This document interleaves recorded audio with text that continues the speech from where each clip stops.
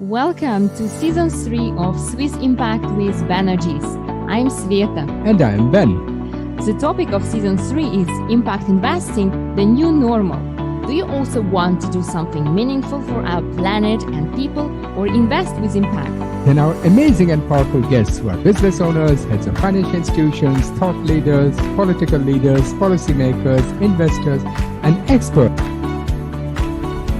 Greetings, my name is Ash Pachori, and I'm the senior mentor of the POP or Protect Our Planet movement, and also a member of the board and secretary-treasurer of the World Sustainable Development Forum.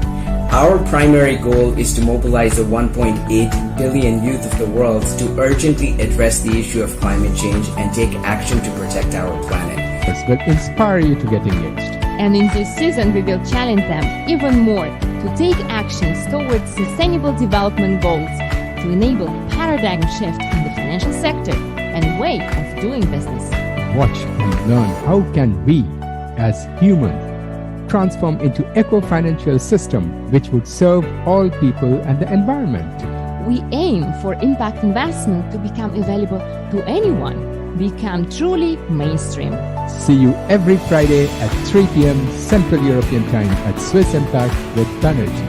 Act for your future. Good morning, afternoon, and evening to everyone and to our viewers from Far East. Today we are from Far East. Good night. Welcome to Season 3, Week 1 of our show Swiss Impact with Banerjis. And the show is about impact investing. And special topic for Season 3 is impact investing, the new normal. Do you also want to do something meaningful for our planet and people, or invest with impact? With this show, we are increasing awareness of the topic by talking with global leaders, policymakers, experts, and academics on the topic of impact investment and, of course, impactful businesses as well. And before we start, just wanted to let you know that if you like our show, then please find us on YouTube and subscribe to it. It's very easy. Just go on youtube.com/Swiss Impact. And then you can select and watch all our previous shows with leaders from around the world. And you will also be informed of the upcoming shows. And I also want to mention our course because it has been expanding like anything. Not only we are training students from Switzerland, Nordics, India, but also from Africa and East European countries. And of course, we teach them how to get funded in impact investing sector. I'm amazed that so many youth are sharing our vision in making their future based on working and living in a way that it is good for society and the environment. For all upcoming courses, please stay tuned and in touch. Consult our new page, svetaandban.com. Anything you want to tell today before we invite our guests? Any story? I just wanted to tell that after such a long break, we had a break of 4 weeks or something. Yeah. Too much has happened around the world. There's forest fires in Europe, floods in Asia, earthquake in Americas. So I'll just keep it short. I'll summarize a short discussion I had with a friend of mine who comes from the fossil fuel industry. He said that despite whatever our political and financial leaders are telling us, the deadline of global temperature rise of 1.5 centigrade has passed. The European Green Deal or any such attempts are going to help. At this moment, we need a global problem. And because it's a global problem, we need a global solution. And only way, he said, that we can keep our temperature below 1.5 degrees centigrade is if the whole world immediately stops with investing in further fossil fuel projects. Which, of course, is not going to happen. Exactly. And invest in renewable energy sources. For example, there are many power stations being built around the world, coal power stations. How can we from the West forbid the poor countries in Africa or Asia to build these as for example, if they use renewable sources like sun and wind, which is a supply-oriented energy resource, it will not work because they do not have sufficient energy storage system linked to it. And if they build the energy storage system, it will become more expensive, which they cannot afford. Yes. So why would these countries with limited money or limited resources go not for the cheapest available solution unless the richer countries support them? So these so-called hyped up Green Deal are doomed to fail unless we all come together as one humanity and act, which unfortunately at this moment is too much to ask from our politicians.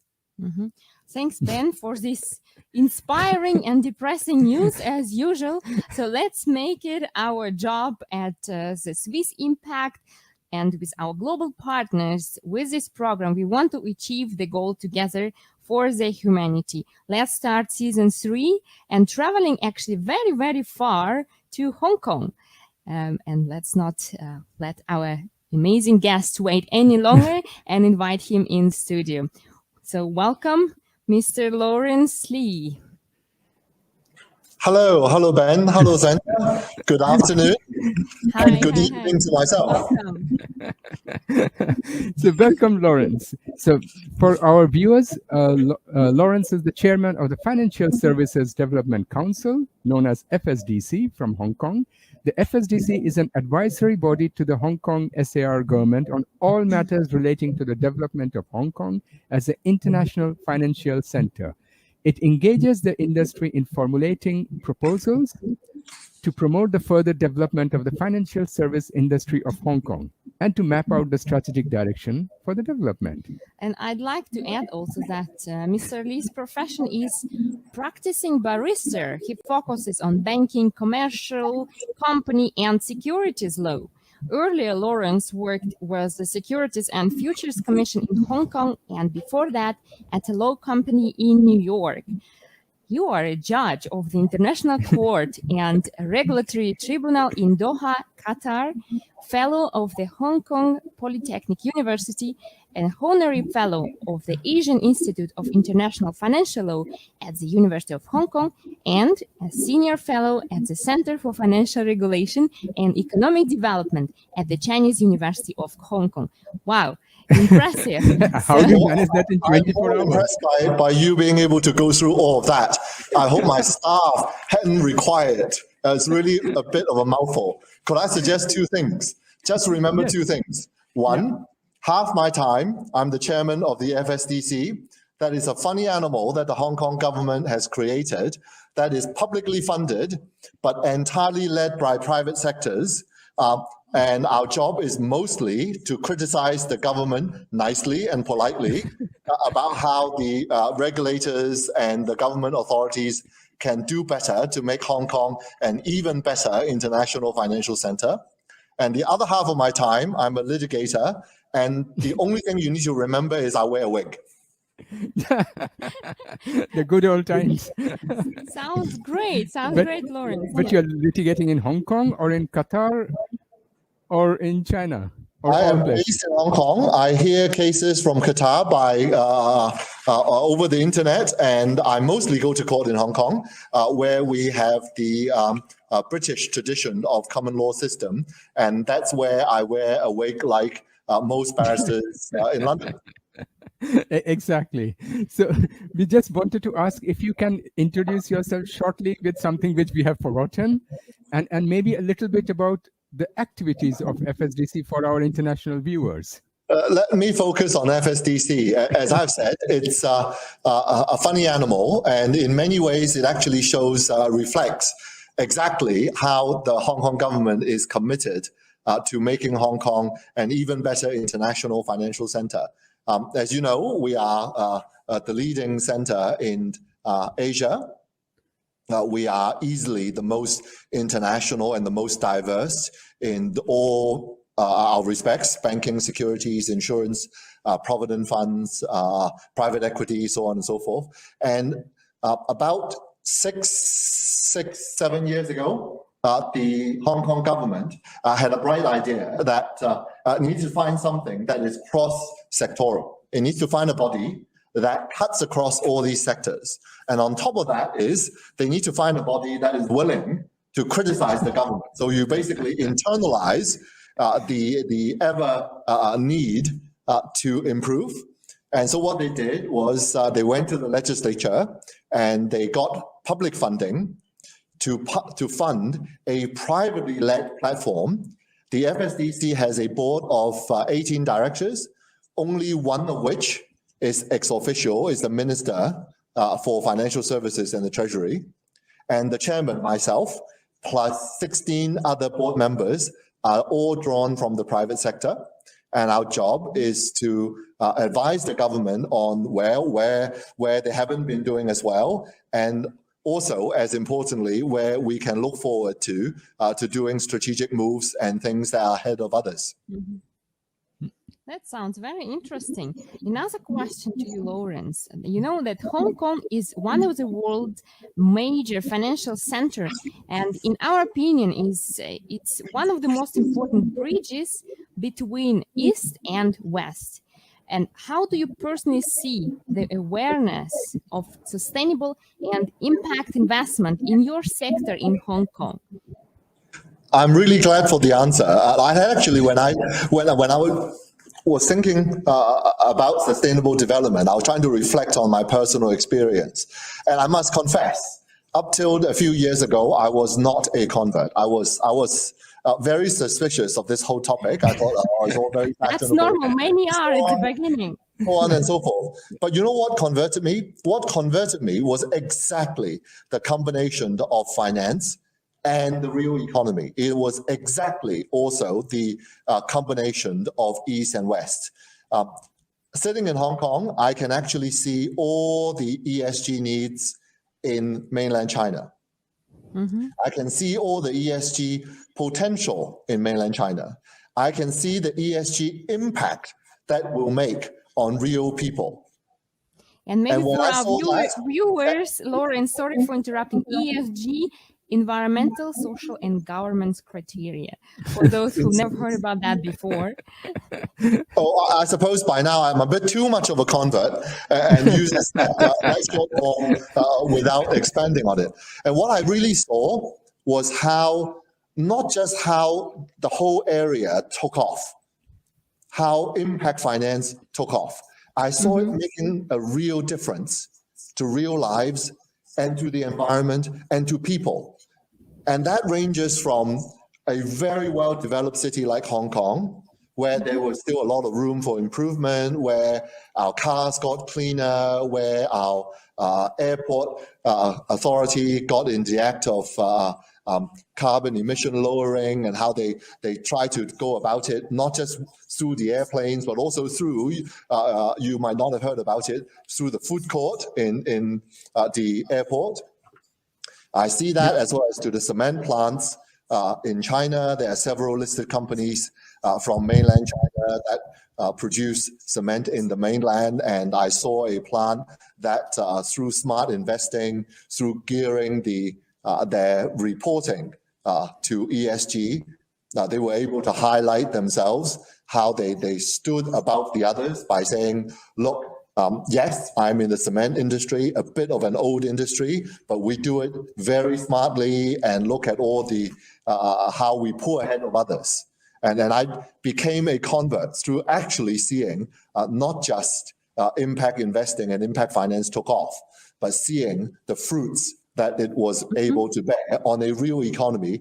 And may I note that on a very fast growing economy. Okay. And that, just jumping over again back to you, that you have worked as a lawyer in US, you are chairing now FSDC in Hong Kong, you have been active in mainland China, even in Qatar. So you have a deep understanding of all, at least I assume, of these international markets. How do you experience the difference and the similarities between the activities of your sector, especially if I compare between New York and Hong Kong, because these are the two places where you have worked? Indeed. Well, first, I must correct yourself. I wouldn't say deep. I've had interesting exposure, and I've actually been really grateful to have worked in many different places. Perhaps my formative years in the New York market, and then for a longer stretch of time in the Hong Kong market. But I also dabble in the Middle East and other places. There are both similarities and differences, and they're fun. The similarities between New York and Hong Kong, the biggest similarity is the buzz. I'm constantly reminded whenever I get to walk down the street in New York. I haven't done so for a couple of years for obvious reasons, but before the pandemic, I like to go back to visit often. I walk down the streets of New York, and I walk around Hong Kong, and I walk around Tokyo, and I walk around other places. You can feel the buzz in New York and Hong Kong and London. It tells you, you walk around, it tells you this is an international place, this is a happening place. Another similarity between New York and Hong Kong is innovation. You see financial innovation in New York and in Hong Kong in slightly different forms. In New York, the financial innovation is probably more law-driven, is probably more splicing and dicing products. So you see a lot more derivatives. You see a lot of deals. You run out of terms calling mezzanine deals because it's more than mezzanine deals now. They're able to put in so many layers in deals in New York. But you see that in Hong Kong too, less so driven by clever structuring and more so driven by needs and driven by how things are cross-border. So those are some of the similarities. There are also the differences. And when I think about the differences between probably a market like New York that has been a leading financial center compared with Hong Kong that is I'll call it a relative newcomer, although frankly we've been there for probably by now 20 odd years. And this reminds me of something which a partner in my New York firm once said when I was still younger. He said, Laurence, one thing to remember is not where you are that makes you interesting. It's the rate of climb that makes you interesting. and that's true for financial centers too. For a very mature market like New York, and I would venture to say London and some other centers, they're more established. There are a lot of buzz, there are a lot of interesting things that are happening. But as a center, it's not so much defined by one story or by growth story. So internationally, it's just as attractive, but it's a bit less interesting. The mystique is not there, the excitement isn't as high. And Hong Kong still has that. Hong Kong is right next to easily the highest growth economy in the world. And not just the highest growth in terms of rates, but also in absolute terms, it is a gigantic economy. It's also a really exciting economy. And that in turn makes us exciting in ways that New York and London, probably they were maybe a century ago, but perhaps I would say in this century, it's our century now. Well, I didn't expect any other answer, you know. Laurence, from your biography, you know, you have very eclectic background. What made you change actually from law to financial services? What is your story? We love stories. How did that happen? Well, the story is a rather accidental one, really. The story, you say you want the personal one, I'll give you the personal one first before I put in another sales pitch. The story was really as simple as the then new chairman of the Securities and Futures Commission, looking for a cheap way to get some US legal expertise.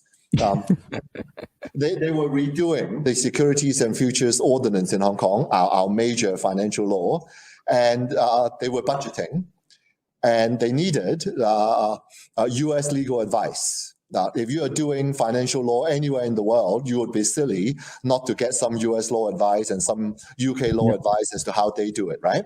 So they were budgeting for doing some US law advice, and they thought, oh my God, US law firms are so expensive.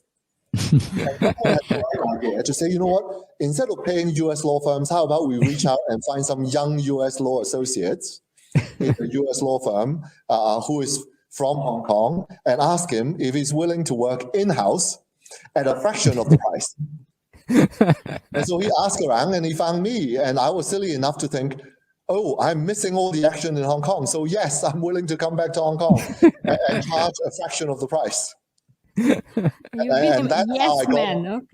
is how I got into finance and got into Hong Kong finance in particular. But I have not regretted ever since. The mix of law and finance and seeing how law really matters, both in a a structuring deal way, in a regulatory way, and now in a litigious way. I am a litigator by profession, but putting all that in a fast-growing and fast-changing market has been very, very exciting. Thanks for sharing this story. Let's go deeper into FSDC. So can you tell us more about its background and history? What are the sector it fulfills and how does it functions? Because here in Europe, many people have no idea how does it happen. Oh, well, we really function in the typical way that successful organizations in this part of the world has found ourselves, which is one, never forget the private sector leads. But at the same time, never forget the government authority is often the single largest, not the largest, but the single largest player, and therefore can be a very important catalyst for change. So then the trick is, how do you marry the two? How do you marry the overall size and bigger influence of the private sector with a single player that is often the government authority that can provide a catalyst for change? We do that by, as I said, having a board, or the government putting the money where the mouth is, so the funding comes from the government, but the leadership comes from the private sector. On top of that is we leverage in-house research with our private sector partners. So we have an in-house research team, but the research agenda is set by our private sector private sector partners. And whenever I have to talk a private sector friend or partner into helping, I tell him, come on board. You are, however, only half the reason why I want you. So let's say I'm going after this guy called, let's say, David. The conversation will be, David, we really want you to come. You are an industry captain, but incidentally, I want more than you. I want your research people. I want your industry insights, and I want your private sector network. And so whenever we bring someone on board, we are open about wanting to leverage. We are open about wanting to take the opportunity to provide a government catalyst with the need for the private sector to come in with their expertise, their insights. And oftentimes, whenever we are ready to do promotion, such as impact finance, I'll come back to that as an example. Whenever we do that, we also tell our private sector friends and partners that we care about their network and their influence and their leadership. I'll give you an example, impact finance. It's easy to say the government will fund the study, the government will fund the industry, the standard setting, the government will fund, in fact, we also fund some certification. So there's subsidy for example, green financing certification. But more importantly, we have come to realize is we actually want the private sector network. So when we approach, for example, a leading private bank from your part of the world, you can guess which one. That one or that one there from Banerjee.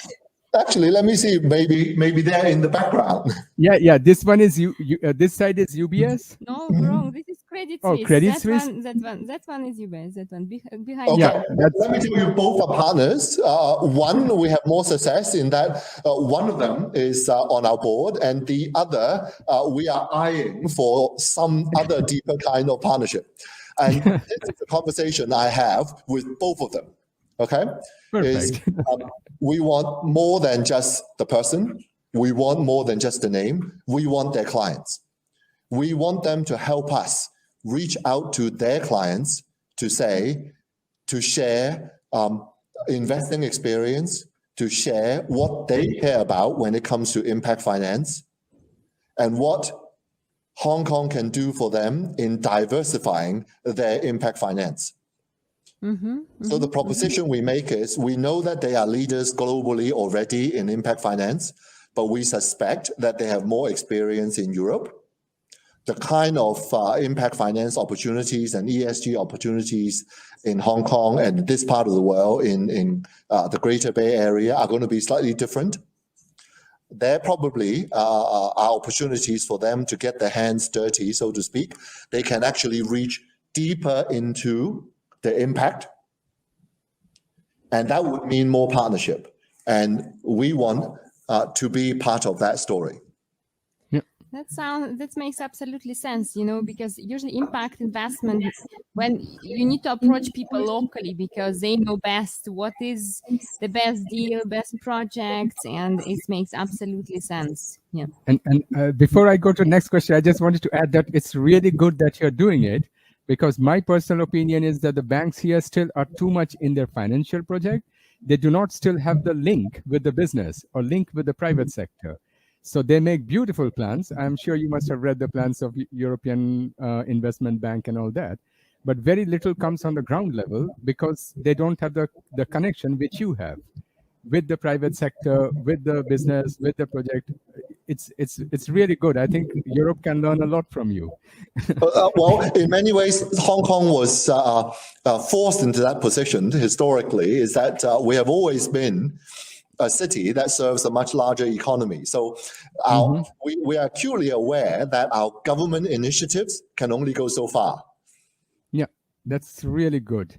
And I just wanted, because I was, before we were planning this program, I was watching one of your earlier interview, where you said you compared the financial services on macro level as a blood circulation of the body, that it circulates and it brings all the stakeholders and all the organs and everything working together. And I completely agree with it, because that's also one of the topics we teach. But if I proceed forward with using your analogy, as you can see from the recent Intergovernmental Panel on Climate Change, the IPCC report, the body is sick, our economy is sick, the environment, the earth. So financial center, at least we believe that the financial center has the power and the resources to help cure the body. So my first question would be, do you agree to that? And second question will be that, our show is about sustainability and impact investment in finance and businesses. What are the activities of FSDC on this topic? Okay, let me first say, sick is one way to put it. I slightly prefer to say that we have beaten up this body a bit too much. Yeah. And so it's time to find ways to let it rest. But then again, one must go on. So the body can't completely rest. The question is then how to rejuvenate it. Yeah. And finance can do a lot. It really can. I still remember when I was studying in the US, a certain vice president has just come off his term and has made the environment his big topic post vice presidency. He was very, very successful at raising awareness. He mobilized half of Hollywood. Yeah. And he's an old friend of mine, by the way. I'm sure you're not commenting on his age. No. Unfortunately, most of his friends are of that age. In many ways, the leader in this whole area. And he was able to lead a massive publicity campaign. Yeah. But perhaps because it was early stages, one actually see a lot of talk, but not necessarily a lot of resources being put into it yet. Yeah. And then I remember a Nobel Prize was put behind this whole topic, again, rejuvenating the whole talk. But again, we don't really see necessarily a lot of resources into it. Yeah, that's the problem. One would say the psyche, the global psyche, people's minds were prepared for action. Yeah. And then perhaps, as is always, the financiers come in at the last minute and scoop up the credit. But one nice thing about it is the financiers were able to mobilize resources behind it. And that I often think is how impact finance has, and it's going to make a difference. It's really, in the grand scheme of things, in the history of curing this body, a bit late. But oftentimes it's the last guy, or the last push That's going to hopefully push us over the inertia. And in many ways, I think impact finance is exactly that. So you're optimist. Well, I have to. I have kids. Same with us. Exactly. Yes, we need to be optimistic, even though sometimes the movement or the actions are really missing here as well. We know there's so much capital available, so many amazing projects, but still the match is not happening in the best way, But we are still working on that with our activities, also helping this to happen. Okay, I have another question for you, Laurence. So about Hong Kong, which is a unique place, being the only international financial center in China in par with New York and London. So your influence in the whole region is enormous. So are you using this unique position of yours to promote impact and sustainable policies in your financial sector, that more people, more institutions get engaged? Certainly, it is one of FSDC's 4 priority topics. And let me tell you how we got into it. I earlier said I'm myself a bit of a late convert, but FSDC is not. FSDC, under the previous chairmanship of Mrs. Laura Cha, got into it. Back in 2016, we first studied the topic of green and published a paper. And one of our main recommendations back in 2016 was certification. And then the Hong Kong government and the other authorities took our recommendation, and Hong Kong became a leader in the certification of green finance. So bonds and other securities since then have enjoyed official recognition. That also put Hong Kong at the forefront of impact finance in this part of the world, so in Hong Kong and in China. FSDC came back to the topic in 2018, and we took the topic one step further. We took it from green to ESG and from certification to strategy. And we make a number of recommendations, this time more multi-pronged, and we recommended, for example, that the Monetary Authority, which is the central bank in Hong Kong, incorporate ESG in their own portfolio management. They manage the exchange fund for Hong Kong government and the Hong Kong people. So they are a very large investor. And when did they do that? By now, one of the leaders in Asia, both in the public and the private sector, in ESG investing. Okay. We recommended back in 2018 that the securities regulator, the SFC, pursue 2 things. That as regulator of asset managers, that they reconsider and update their principles of responsible stewardship. So they as regulator then talked to and led and guided the regulatory asset managers in updating their views on how to be responsible stewards. They also, as regulators of listed companies, has a role to play in encouraging listed companies to publish their compliance on ESG. And that took us to another recommendation we made to the stock exchange, where they are the frontline regulator of listed companies, to work with listed companies, particularly in Hong Kong. We get a lot of listed companies from mainland China. So the stock exchange worked with them to increase the transparency on how they progressively improve their ESG compliance, which is a major undertaking in Hong Kong because in many ways, these are players which range from state-owned enterprises in the mainland all the way to smaller size, one might even say small size, privately owned enterprises. So you basically have, to use my cement example earlier, probably one of the largest cement supplier in the world, all the way down to a company probably that just owns 1 factory. Yep. So the stock exchange work with that whole range of industries to increase their industry compliance. So that was 2018. And then 2 years again, in 2020, we again look at this topic, and this time the emphasis became on people. And we are in the middle of a massive push on ESG talent. Basically, if you have people who are ESG capable and ESG sensitive, you stand a better chance at implementing all your recommendations on the ground. Laurence, are you also investing in private equity, so non-listed companies? Like, do you engage with this asset class as well? Because here in Europe, usually impact investing is more private equity. Of course, it can be done through various asset classes, but it was originally from private equity. It's emerged from there. So it's still, the impact is higher in private equity than in listed companies. Do you also engage in those? Indeed, indeed. Thanks for bringing that up. I earlier mentioned the FSDC had 4 priority areas. ESG is one of the 4. Asset management with an emphasis on the family office and private equity is another. And you're quite right. It's actually in those 2 priority areas we see an intersect.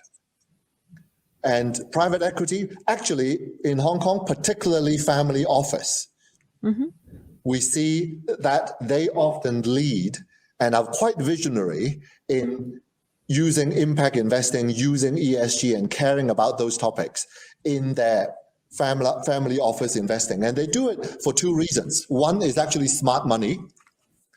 They are able to invest in oftentimes technologies or manufacturing techniques that will become profitable in a few years' time or become popular. So it's just smart money.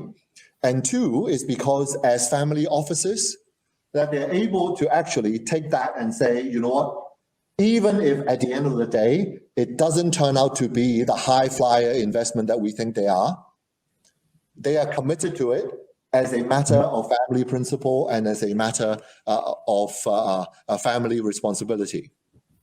Could I add one last thing? Yeah. Of course, yes. Is that oftentimes we have experienced when we work with family offices, the families would often have a couple of people within the family who care about a particular theme in ESG. Yeah. And they then become the champion within the whole family office. Yeah. And in many ways, you can think of it as another Gates Foundation. Yeah. That they actually go through the process of thinking about what theme they want to make it into their family theme. And if you are able to then tap into that theme, not only do you have more investment opportunities, you have ready dollars, you actually have champions who are willing to talk to the others to share their deep understanding of this theme. And it's actually one of the best way to popularize or to expand the particular theme that this particular family might have adopted, is to let, if I can actually put it in colloquial terms, let the rich investors talk to the other investors. Yeah, exactly. That's perfect, because aligning your values with your money investment is the best way you can do, to also for all financial institutions, what we are teaching, that you need to know what your clients are interested in the heart, right? Then they're much more ready to even invest more or bring more money to the bank if they find this alignment with the clients. And of course, it's even helping to develop your client base as well. Exactly. Let me say, I learned this from one of the 2 institutions behind you. Exactly. So we educate financial institutions like family offices, asset managers on creating the portfolio, learning more about impact investment. So coming to that, we saw also on your website of FSDC, one of the mission statement that you educate the financial sector. And is sustainable and impact investment part of the curriculum you offer to your members? Yes, it is. We don't directly run courses, but we hope to do even better.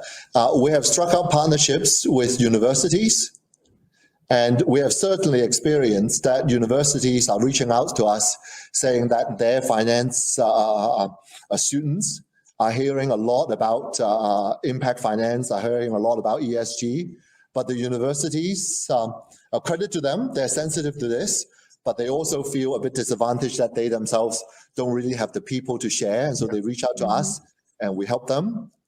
We also work with people who are already in the industry, but with them, we tend to do more of the on-the-job training. It's not even training. Busy finance professionals, the best way to train them is to offer them opportunities. Yeah. So if you offer them opportunities to meet impact investors, they will themselves study and come out and make themselves look good. Yeah. Exactly. Absolutely. You know, I have one concern here in the West, because you were yourself talking about many products, financial products, which are also now are created. So also here, there are a lot of very... But in many cases, to be honest, it is just greenwashing, or it's called also impact washing, right? So are you also aware of this phenomena in Hong Kong? And what are you advising authorities? Are you advising them at all somehow to control it, so we would remain with true impact also in the financial industry? I'll be honest. Yes, I'm aware of it. Yes, it's happening here, just like everywhere in the world. You have a topic, you have a label that attracts the eyeball and attracts money, and people will try to jump on the bandwagon. So yes, we do need to deal with that here too. We try to deal with it in 3 ways. First is to continue to stress the need for transparency and good standards and good certification. I last looked at the number. Only 1/10 of the green bonds offered in this part of the world is officially certified. Now, in many ways, one can think of it positively, which is the market has actually shot ahead of the government catalyst. So in that way, it's good. But it also makes one wonder, is there something that isn't really quite there for the other 90%? And so there should be a push to get everything onto some standard. I'm not going to say that there needs to be one standard. I think that's actually not the best way to do things. But as long as there are a number of recognized standards, I don't think there needs to be, strictly speaking, a complete comparison between the standards. But as long as most standards are to a large degree credible, that's good. So that's the first of 3 things. The second thing is to help the investors become more aware, so that they are not themselves accidentally or intentionally participating in this greenwashing. And the third thing to do, as I've been saying throughout our conversation, is Hong Kong has a particular advantage. We are actually able to help investors and market see through to on the ground, so to speak, so they can actually see the projects that are being done. And that's probably the best way to have the information feedback into the loop that guards against greenwashing. That's perfect. Now I'll get a bit more critical, because, among us, I'm the cynical one. So we are nowadays very much using this ESG. In the West, it has been used so much, and especially the ESG ranking, because now more and more Moody's and everybody's coming with ESG ranking. But I'm also reading articles by critics who are saying that this ESG ranking should be taken away, because it is moving the attention away from the real issues which are affecting the environment and economy. And these are diverting the attention. So we should get off the ESG ranking, or we should do something about it. So what is your opinion about this ESG ranking? Could I be a bit philosophical about it? I go back to my college days. In some liberal arts college in the US, students and teachers debate the various isms. And I remember studying, to show my age, feminism. And there were critics that says, oh, you shouldn't do it this way because it takes away from the real issue, and you should actually just tackle the real issues and not give an ism to it. Yeah. You know what? They are probably right, but without the ism, the topic would never have gathered as much force, would never have gathered as much momentum. It's just a reality of life that you need a former vice president, you need half of Hollywood, you need a Nobel Prize, you need impact finance, and you need rankings, you need ESG, you need all these things to get enough people behind the topic. In fact, if I said I would be philosophical about it, you need the critics too. Yeah. The critics actually also keep the debate alive. Without the critics, we'll probably forget the real issues. Yeah. But if you actually just follow the critics and forget half of Hollywood, you never popularize the issue. Yeah, that's very, very true. That's very important. And you know, at this moment, what we see that there is a race actually going on between ESG, right? And even the Wall Street transformed the law from greed is good to green is good, right? So the financial centers like London, Zurich, Frankfurt, they're all participating in this race to be leader for sustainable and impact investment.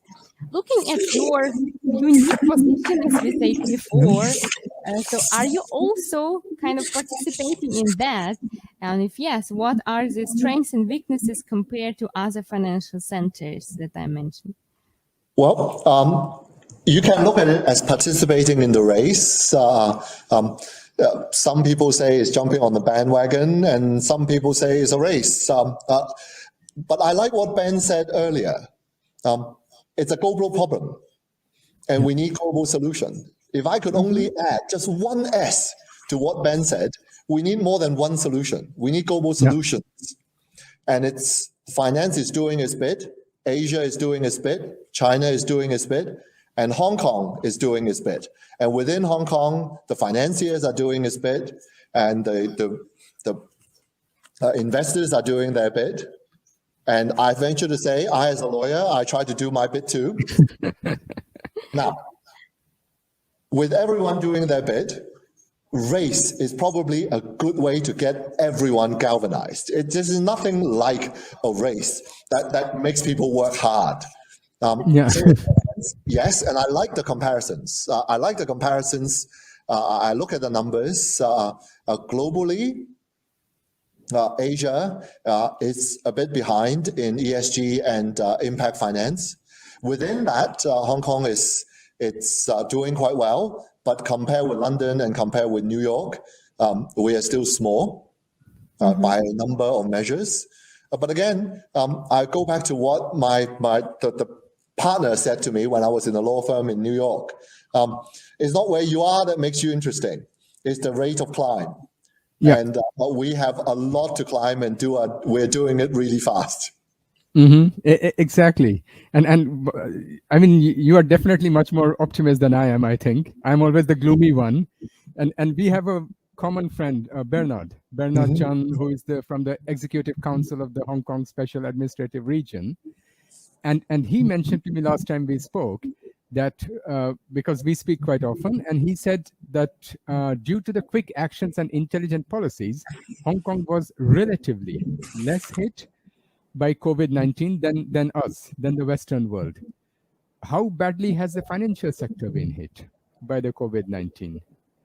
The financial sector has fared remarkably well, both by comparison to financial industries in other financial centers, as well as to the overall economy. You can imagine retail is going to be hit a bit harder. Our financial markets and financial industry has, in many ways, gone about the last couple of years almost business as usual. They have replaced traveling with a lot more Zooms. And the bankers tell me that at the end of the year, They're actually happy with it because one, they have more time for family, and two, they're actually a lot more profitable because there are just as many deals and just as much trading and far less travel expenses and entertainment expenses. I see that the numbers, Hong Kong went from the 5th largest stock market in the world to the 4th this year in terms of market capitalization. Whom did you displace? When I first came back to Hong Kong, we were the 9th. So we have had a steady climb from the 9th all the way to the 5th last year and to the 4th this year. Whom did you displace? Sorry? Whom did you displace this year? I will leave that to your research. I'm told that it's never good to say bad things about others.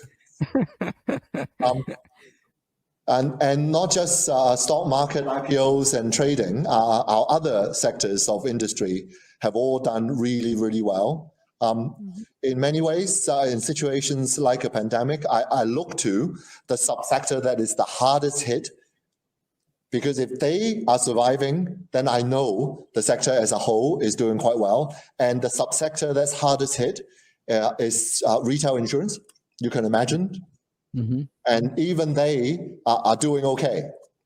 There's a dip, but they are finding ways to conduct insurance business without physical contact and make up for that trust gap in other ways. So I'm happy to say that we have fared really, really well. But I would be remiss not to also say, Ben, if you speak to Bernie often, can I put in a pitch that we should also speak often? Yeah, exactly. He has been inviting me, but thanks to COVID, it has been such a long time I haven't been able to go there. And you really should come to Hong Kong, because all it takes is coming to here to feel the optimism and feel the reasons for optimism. Only if we can spread more awareness about impact investing there, then we are taking the flight. And the food and the drinks, that's the most important for me. Well, okay, we will leave that unsaid. I don't know whether we want to say that in front of all your audience, but let me stress, impact investing not only has taken off in Hong Kong and in this region, but one must remember it's also in the context of the fastest growing economy that it is taking off. And that affords a host of opportunities that I dare say would very much complement the experience and insights that a more mature ESG environment like yours. Yeah. But then let me ask you this question about the future. What do you hope for the future of impact investing? Do you see it becoming the new normal? And if so, by when? Oh, the first question is easy. The new normal. Yes, it will. It will, because you know what? It's not even optimism or pessimism. If one is optimistic, it will continue on this trend. If one is pessimistic, or one has to moderate one's optimism over time, the environment needs and human needs, we stay here for the new normal. the human needs will kick in and galvanize impact finance again. So you know what? If we don't get our act together quickly enough, what we'll have is more than one vice president and more than one Nobel Prize. And that will galvanize the whole debate again. So I am certain that this topic will be here to stay. It will, in shorter time or in longer time, become the new normal. The question is really your last one. How quickly? Yeah. And again, sitting, I can't look out to the whole world. My perspective is really just the neighborhood around me. Here, the biggest push is going to be China's push to be carbon neutral. And just that push alone, just that commitment to the world is going to make impact finance. I know carbon neutrality is just one of the topics in ESG and impact, but it's a big one. Yeah. And this is going to provide a lot of impetus. It's going to suck up so much of our attention and so much of our financial energy and financial opportunities that it's going to end up driving the whole talk, the whole push for impact finance. So, sorry, we are now completely running out of time. I just wanted to ask you one last question, and I think you will have to come back because the topic you speak are so interesting. So my last question to you will be, what would be, how would you share any call to action for the global audience?